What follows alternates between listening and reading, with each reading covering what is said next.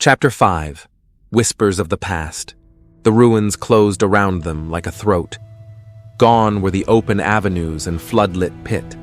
Here the air grew heavier, thicker, tasting of dust and copper.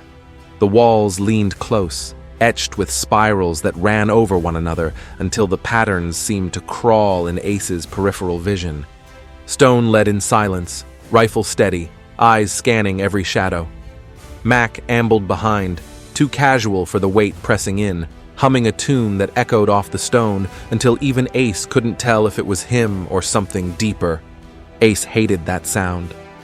It made him think the ruins were humming back.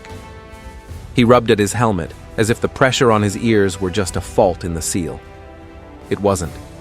The shard they'd taken pulsed faintly in Stone's pouch, a rhythm Ace could feel in his chest. They stopped at a chamber half-collapsed but still vast, its ceiling disappearing into shadow. On the walls, murals stretched floor to ceiling. Not paint, but carvings deep into the black stone.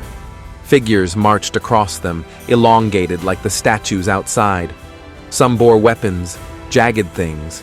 Others raised their hands in shapes that made Ace's eyes ache if he looked too long. And always the spirals. Winding around heads, weapons, even suns. Spirals swallowing everything. Mack tilted his head. Well, that's cheerful. Looks like a comic book drawn by someone with too many arms and not enough medication. Ace ignored him. His heart thudded faster as he stepped closer, visor light washing the nearest mural.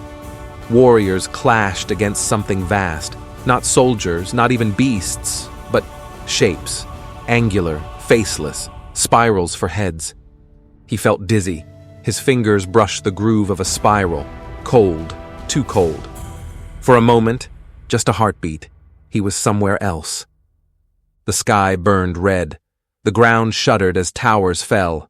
Shadows stretched longer than mountains, spirals turning above, always turning. Screams. A hand clamped his shoulder. He jerked, nearly dropping his rifle. Eyes front, Stone snapped. His gaze lingered, sharper than usual. Don't get lost. Ace swallowed hard. His mouth was dry. I just... Doesn't matter. Stone moved on. Stay focused. Mack sidled up beside him. See something, lad? Ace hesitated. He wanted to tell him. He wanted to say, I saw them die. I saw what buried this place. But the words stuck. Instead, he muttered, just dizzy. Mack's voice softened, for once free of mockery. Aye, place'll do that. Trick is not to let it. They pressed deeper. The floor sloped down, dust giving way to slick black stone that hummed faintly under their boots. The hum grew louder the further they went, matching the shard's pulse. Ace's head throbbed with it. He thought he heard whispers layered under the vibration, just on the edge of sense. He told himself it was machinery, the digger's drills vibrating through the rock, but deep down, he knew better. Stone halted at a broken archway. Beyond, a tunnel stretched, half cleared by the aliens' machines. Cables snaked along the floor, leading to floodlights that glared against more spiraled carvings. And there, set into the wall, was another shard. Larger this time, jutting out like a black tooth, veins glowing faintly. Stone crouched, scanning. They're extracting these. Whatever they are. The whole site's built around them. Mack snorted. Great. So we've risked our necks to find out the aliens are nicking spooky rocks. Command'll be thrilled. Ace couldn't tear his eyes away. The shard pulsed, and with each pulse, he swore the whispers sharpened, syllables almost forming. His chest tightened. They're not just rocks, he whispered.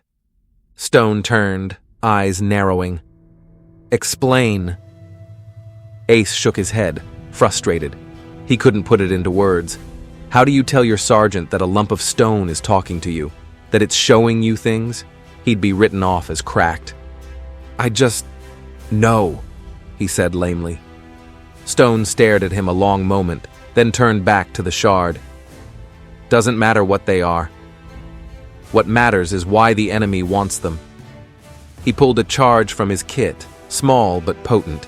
He planted it near the shard, setting a timer. Ace blinked. "You're blowing it?" Stone's voice was iron. "Sample we've got is enough. Deny them the rest." The words rang with finality, but the shard seemed to pulse harder, as if aware. The whispers spiked, pressing into Ace's skull until he clenched his teeth against them. Then, faint in the distance, a metallic chirrup echoed. Patrols, moving closer. Stone rose. "Move!"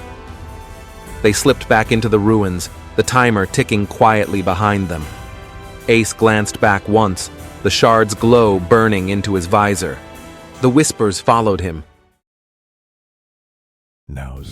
That is the end for this one. Make sure you come back for more, and like and subscribe. See you soon.